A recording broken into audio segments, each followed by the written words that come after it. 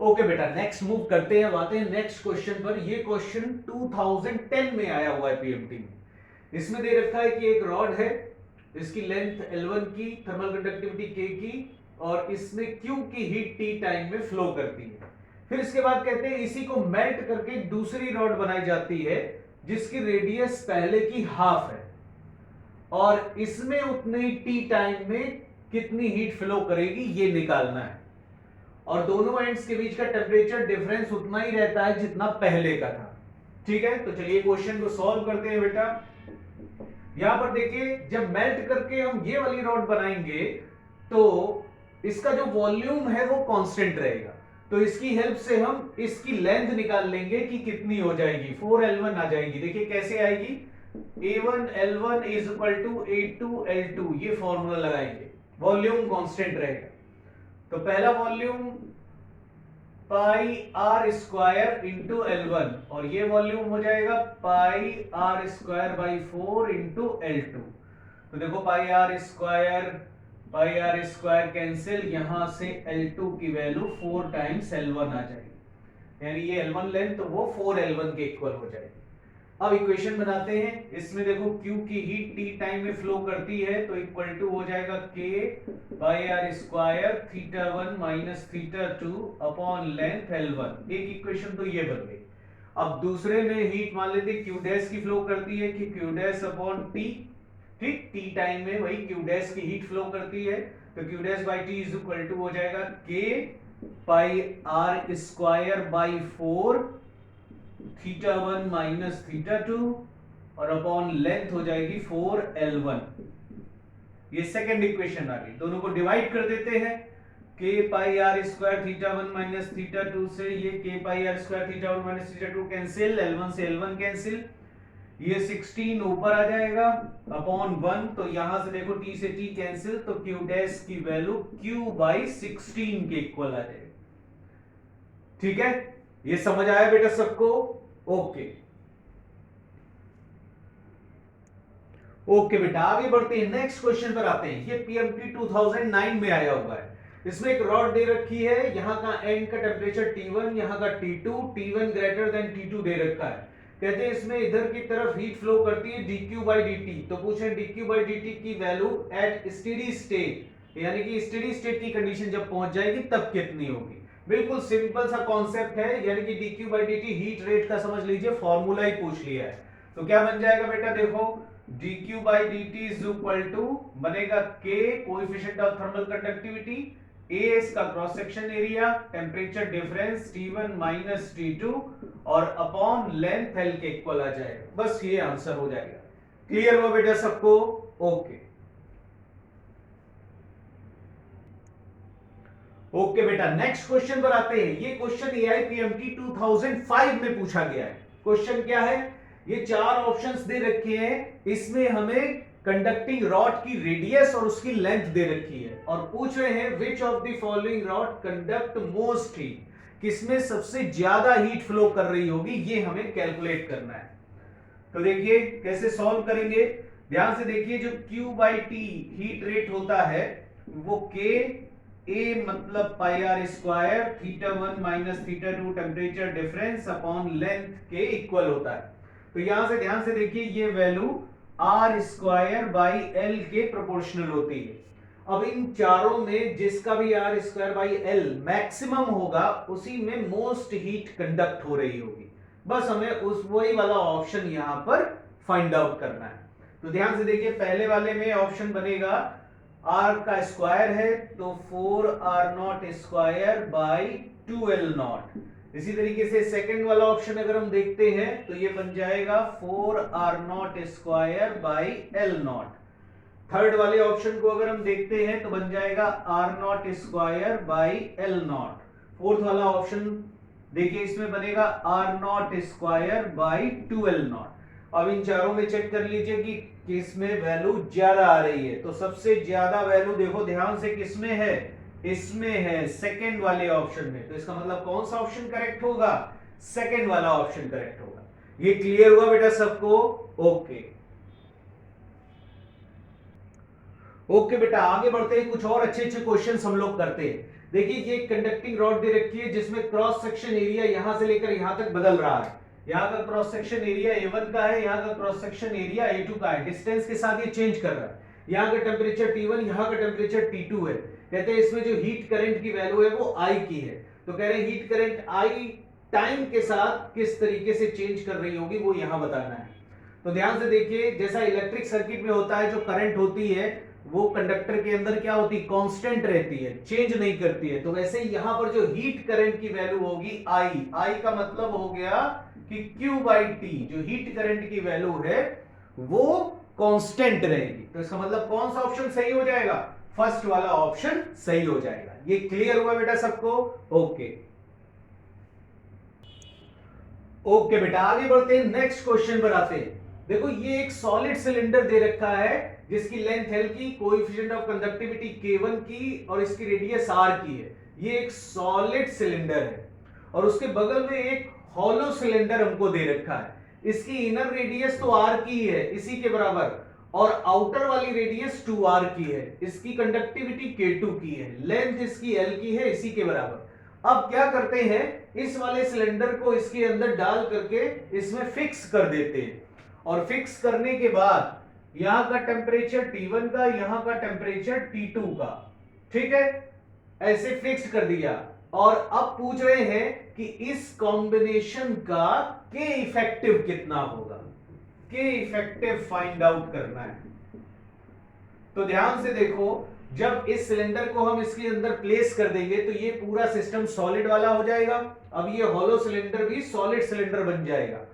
लेकिन ये दोनों सिलेंडर आपस में किस कंडीशन में होंगे, मतलब सीरीज में कि पैरेलल में? तो किस में हो जाएंगे, पैरेलल में हो जाएंगे, क्योंकि दोनों के एक एक एंड T1 के टेम्परेचर पर है और दूसरे वाले एंड T2 के टेम्परेचर पर है।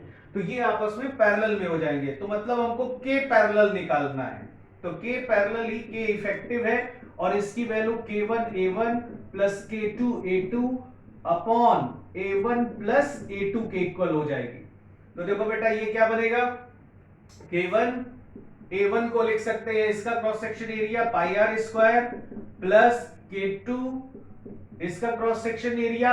इसमें देखो जो केवल बाहर वाला पोर्शन है R से लेकर 2R तक की रेडियस का, केवल वो वाला सॉलिड है, तो उतने पोर्शन में इसमें हीट चल रही होगी, तो वो वाला एरिया हो जाएगा पाई इंटू 2R का स्क्वायर मतलब 4R स्क्वायर माइनस इनर वाला एरिया इसे सब्ट्रैक्ट कर देंगे पाई आर स्क्वायर, ठीक, और अपॉन में पाई आर स्क्वायर प्लस इसका एरिया देखो ये 4 पाई आर स्क्वायर में से पाई आर स्क्वायर गया तो 3 पाई आर स्क्वायर के इक्वल आ जाएगा।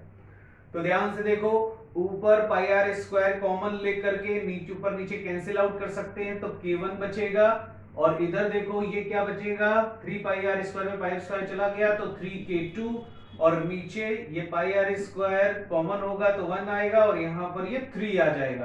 तो फाइनल आंसर हो जाएगा K1 प्लस 3K2 अपॉन 4 के इक्वल। तो K इफेक्टिव की वैल्यू ये आ जाएगी। क्लियर हुआ बेटा सबको? ओके ओके बेटा, आगे बढ़ते हैं, नेक्स्ट क्वेश्चन पर आते हैं। देखिए ये एक आइसोसेलेस ट्राइंगल दे रखा है, रॉड्स का बना हुआ है। ये वाली जो दो रॉड्स हैं उनकी लेंथ सेम है, ये वाली लेंथ अलग है, क्रॉस सेक्शन एरिया तीनों का सेम है, कंडक्टिविटी भी तीनों की सेम है, और कहते हैं ये A पॉइंट, ये B पॉइंट, ये C पॉइंट है। A पॉइंट का टेम्परेचर T के इक्वल दे रखा है, B पॉइंट का टेम्परेचर T√2 के इक्वल है, और कहते हैं कि फाइंड TC अपॉन T। यहां का टेम्परेचर TC है तो TC बाई T का रेशियो फाइंड आउट करना है। ठीक है, चलिए क्वेश्चन को सॉल्व करते हैं। तो देखिए ये T√2 टेम्परेचर है और यहां का टेम्परेचर T के इक्वल है, ठीक है, ये TC है। तो इन दोनों में तो हमें दिखाई दे रहा है कि ये टेम्परेचर हायर है और ये टेम्परेचर लोअर, ये हायर वाला टेम्परेचर है, ये लोअर वाला टेम्परेचर। तो देखिए हायर वाले टेम्परेचर से यानी यहां से यहां हीट फ्लो करेगी। तो दो रास्ते हैं, एक तो ये रास्ता है और एक इस रास्ते से होकर के भी हीट जा सकती है। तो हमें क्या करना है कि ये वाला रास्ता लेना है, क्योंकि हमें TC बाई T का रेशियो निकालना है। तो ये वाला रास्ता लेना पड़ेगा हीट फ्लो का, मतलब इस तरीके से। तो अब इसमें ध्यान से देखिए, ये वाली जो दोनों रॉड्स हैं आपस में सीरीज में हो जाएंगी। इसकी लेंथ तो L की है तो इसकी लेंथ कितनी हो जाएगी, L√2 हो जाएगी, क्योंकि ये वाली लेंथ L की दे रखी है, तो ये L√2। अब यहां से लेकर यहां तक जो हीट फ्लो करेगी, जो हीट इसमें फ्लो करेगी यानी हीट करंट, वही हीट करंट इसमें होगी। तो इसकी heat current Q by T की वैल्यू हो जाएगी, इसका temperature difference T√2 minus TC upon इसका थर्मल रेजिस्टेंस, तो वो हो जाएगा L अपॉन के ए, इक्वल टू वही हीट इसमें भी फ्लो कर रही होगी, तो इसका temperature difference Tc minus T upon इसका थर्मल रेजिस्टेंस, तो ये हो जाएगा L√2 अपॉन के ए। ठीक है, अब इस रिलेशन और इस रिलेशन को ले लीजिए, के से के कैंसिल हो जाएगा, ये देखो L से L कैंसिल हो जाएगा, इस √2 को क्रॉस मल्टीप्लाई कर दो इधर, तो 2t minus √2 TC equal to आ जाएगा TC माइनस टी। TC वाले टर्म एक तरफ कर लो, T वाले टर्म एक तरफ, इस t को इधर लाओगे तो ये बन जाएगा 3t इक्वल टू इसको उधर ले जाओ तो 1 प्लस √2 टाइम्स TC। हमको निकालना है TC बाई टी, तो TC बाई टी करोगे तो TC by T is equal to 3 upon 1 plus √2 हो जाएगा। क्लियर हुआ बेटा सबको? ओके ओके बेटा, आगे बढ़ते हैं, नेक्स्ट क्वेश्चन पर आते हैं। देखिए यहां पर 3 रॉड्स दे रखी है और सबकी लंबाइयां सेम है, सबकी थर्मल कंडक्टिविटी भी सेम है, सबका क्रॉस सेक्शन एरिया भी सेम है। यहां का टेम्परेचर 0 डिग्री सेल्सियस, यहां का 90 डिग्री सेल्सियस, यहां का 90 डिग्री सेल्सियस दे रखा है। तो पूछ रहे हैं जंक्शन का टेम्परेचर ये थीटा कितना होगा, ये फाइंड आउट करना है। तो चलिए फाइंड आउट करते हैं। तो मान लीजिए कि ये वाली रॉड का थर्मल रेजिस्टेंस R के इक्वल है, इसका भी थर्मल रेजिस्टेंस R हो जाएगा, इसका भी थर्मल रेजिस्टेंस R हो जाएगा, क्योंकि तीनों रॉड्स एक जैसी हैं। अब क्या करिए कि ये वाली जो रॉड हुई रेजिस्टेंस R हो गया, यहाँ का टेम्परेचर 0 डिग्री सेल्सियस, और इधर इन दोनों रॉड्स को ऐसे पैरेलल में ला करके ज्वाइंट कर दीजिए, ये भी R की ये भी R की है ना। यहाँ का टेम्परेचर हो गया 90 डिग्री सेल्सियस, क्योंकि दोनों का टेम्परेचर सेम है, तो ऐसा हम कर सकते हैं। और यहाँ का टेम्परेचर हमको फाइंड आउट करना है। तो अब देखिए यहाँ का टेम्परेचर 90, यहाँ का 0, तो हीट इधर से फ्लो करेगी और इसके कॉम्बिनेशन में जो हीट जा रही होगी वही फिर यहां से भी फ्लो करके जाएगी। यहाँ का Q बाई टी यहाँ के Q बाई टी के बराबर होगा। तो क्या कर दीजिए, Q बाई टी की जो वैल्यू होगी यानी हीट करंट की value, temperature difference upon thermal resistance, तो टेम्परेचर डिफरेंस हो जाएगा 90 माइनस थीटा और अपॉन थर्मल रेजिस्टेंस R, और R देखो पैरेलल में हो जाएंगे, तो ये हो जाएगा R बाई 2 इक्वल टू इसमें जो हीट जा रही होगी ये Q बाई टी की वैल्यू इसी के इक्वल होगी, और ये होगी इसका temperature difference theta minus 0 upon इसका थर्मल रेजिस्टेंस, तो वो R के इक्वल हो जाएगा। अब ध्यान से देखिए, ये R से R कैंसिल हो जाएगा, 2 को ऊपर ले जाके मल्टीप्लाई करते हैं तो 180 minus 2 theta equal to theta आ जाएगा। थीटा वाले टर्म एक तरफ कर लो तो 180 इक्वल टू 3 थीटा, यहां से थीटा की वैल्यू 180 बाई 3, तो ये आ जाएगा 60 डिग्री सेल्सियस। इसका मतलब इस जंक्शन का टेम्परेचर होगा 60 डिग्री सेल्सियस। क्लियर हुआ बेटा सबको? ओके, आगे बढ़ते हैं बेटा, नेक्स्ट क्वेश्चन पर आते हैं। ये भी देखिए उसी से मिलता जुलता क्वेश्चन है, लेकिन थोड़ा सा इसमें ट्रैक चेंज कर दिया गया है। यहां पर देखो 4 रॉड्स दिखाई दे रही हैं आपको, सबकी लंबाई, thermal conductivity, cross section area सबका सेम है। यहाँ का टेम्परेचर 0, 30 डिग्री सेल्सियस, यहाँ का 60, यहाँ का 90 डिग्री सेल्सियस है। पूछ रहे जंक्शन का टेम्परेचर कितना होगा। तो देखिए कैसे सॉल्व आउट करेंगे। इसमें हम लोग देखते हैं कि सबसे हायर वाला टेम्परेचर कौन सा है, वहां से हीट इंटर करना स्टार्ट करती है और लोअर टेम्परेचर की तरफ बढ़ जाती है। तो यहां से देखिए 90 डिग्री से हीट इंटर करेगी यहां पर, तो मान लेते हैं यहां से H1 की हीट इंटर करती है, फिर उसके बाद जंक्शन पे पहुंच करके यहाँ का 0 टेम्परेचर, उधर का 30 है, इधर का 60 है, तो बाकी सब देखो 90 से कम है, तो इधर की तरफ कुछ हीट ट्रांसफर हो जाएगी। मान लो H2 की इधर की तरफ मान लो H3 की हीट चली जाती है, इधर की तरफ मान लो H4 की हीट चली जाती है। तो यहां से जो H1 आ रहा है वही बाकी 3 पार्ट में डिवाइडेड होगा, H2 plus H3 plus H4 के इक्वल। ठीक है, ये सभी हीट करंट की वैल्यू है, यानी कि हीट पर यूनिट टाइम की वैल्यू। तो बस आपको क्या करना है कि हीट की वैल्यूज को, हीट करंट की वैल्यूज को इक्वल कर देना है। तो H1 की वैल्यू को हम लोग लिख सकते हैं, यहाँ का temperature difference 90 minus theta upon यहाँ का थर्मल रेजिस्टेंस, तो वो मान लेते हैं R के इक्वल हो जाएगा, क्योंकि सारी रॉड्स जो हैं वो सेम थर्मल रेजिस्टेंस की होंगी। फिर इक्वल टू H2, यहाँ की हीट हो जाएगी theta minus 0 temperature difference upon thermal resistance R के इक्वल, फिर प्लस H3 की वैल्यू थीटा माइनस 30 अपॉन यहाँ का थर्मल रेजिस्टेंस R के इक्वल, फिर प्लस यहाँ का theta minus 60 temperature difference upon इसका थर्मल रेजिस्टेंस R के इक्वल हो जाएगा। ध्यान से देखिए, R कॉमन लेकर के कैंसिल हो जाएगा, तो क्या बचेगा 90 minus theta equal to theta minus 0 plus theta minus 30 plus theta minus 60। Theta वाले टर्म एक साथ कर लो, तो ये थीटा भी इधर आएगा, तो थीटा थीटा थीटा और ये थीटा तो बन जाएगा 4 थीटा, और ये 60 प्लस 30 90 हो जाएगा, इसको इधर ले आओ तो 180 हो जाएगा ये, तो थीटा इज इक्वल टू 180/4, तो ये कितना हो जाएगा बेटा 45 डिग्री सेल्सियस आ जाएगा, तो जंक्शन का टेम्परेचर हो जाएगा 45 डिग्री सेल्सियस। क्लियर बेटा? ओके ओके बेटा, नेक्स्ट क्वेश्चन पर आते हैं। देखिए यहां पर अब 3 रॉड्स दे रखी हैं, ये 10 सेंटीमीटर की है, ये 20 सेंटीमीटर की है, ये 30 सेंटीमीटर की है, लेंथ अलग अलग दे रखी है, लेकिन इनकी कंडक्टिविटी और क्रॉस सेक्शन एरिया सेम है। सबकी कंडक्टिविटी K की, क्रॉस सेक्शन एरिया भी A का है। यहां टेम्परेचर 10 डिग्री सेल्सियस, वहां का 20, यहां का 30, तो पूछे जंक्शन का टेम्परेचर थीटा कितने डिग्री सेल्सियस होगा। ठीक है, फिर से देखिए ध्यान से, सॉल्व आउट करते हैं।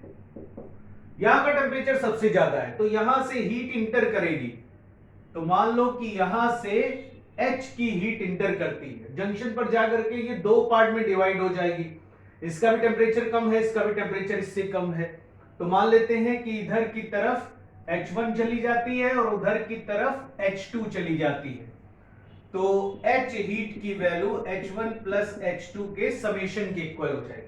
यहां पर जो हीट करंट होगी, H मतलब हीट करंट है बेटा, ध्यान रखना, it is heat current. Heat current का मतलब temperature difference upon thermal resistance, तो टेम्परेचर डिफरेंस हो जाएगा 30 माइनस थीटा अपॉन इसका थर्मल रेजिस्टेंस, तो L है 30 और upon KA equal to H1, इसमें जो हीट जा रही होगी, तो इसका टेम्परेचर डिफरेंस थीटा माइनस 10, ठीक है, यहां से यहां हीट जाएगी थीटा माइनस 10 अपॉन इसका थर्मल रेजिस्टेंस 10 अपॉन KA हो जाएगा, प्लस यहां का H2 थीटा माइनस 20 अपॉन यहां का थर्मल रेजिस्टेंस, तो L हो जाएगा 20 अपॉन KA, तो KA देखिए कॉमन लेकर के कैंसिल हो जाएगा, और अब आप क्या करिए कि 10 से और डिवाइड कर दीजिए, तो ये 1 हो जाएगा, ये 2 हो जाएगा, ये 3 आ जाएगा, तो यहां से देखिए ध्यान से 3 को इधर डिवाइड करिए, तो ये 10 minus theta by 3 equal to यहां पर थीटा माइनस 10 प्लस ये थीटा बाई 2 माइनस 10 हो जाएगा।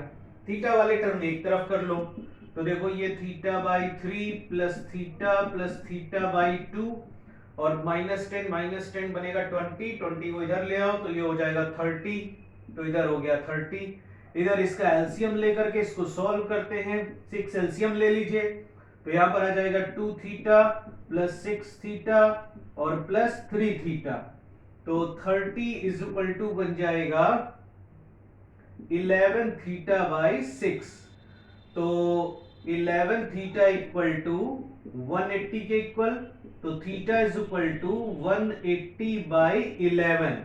अब डिवाइड कर दो इसको, तो आ जाएगा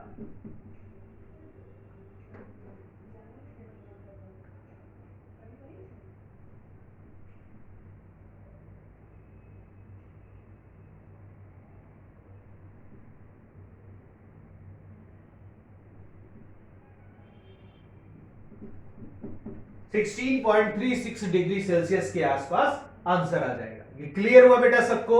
ओके ओके बेटा, तो हम लोगों ने थर्मल कंडक्शन का भी रिवीजन आज कंप्लीट कर लिया है। तो देखिए बेटा, एग्जाम में इसी टाइप के ही क्वेश्चन पूछे जाएंगे जैसे मैंने आपको कराए हैं, इनसे अलग क्वेश्चंस नहीं आएंगे। न्यूमेरिकल्स वैल्यू हो सकता है इधर उधर थोड़ी बहुत चेंज होकर के आ जाए, तो आपको इन्हीं का अच्छे से रिवाइज कर लेना है और एग्जाम के लिए प्रिपेयर करना है। तो ओके बेटा, अब नेक्स्ट टाइम हम लोग नेक्स्ट चैप्टर को रिवाइज करेंगे। तब तक के लिए बेस्ट ऑफ लक और खूब अच्छी पढ़ाई करिए, जम के सेलेक्ट होके दिखाना है इस बार। ओके बेटा।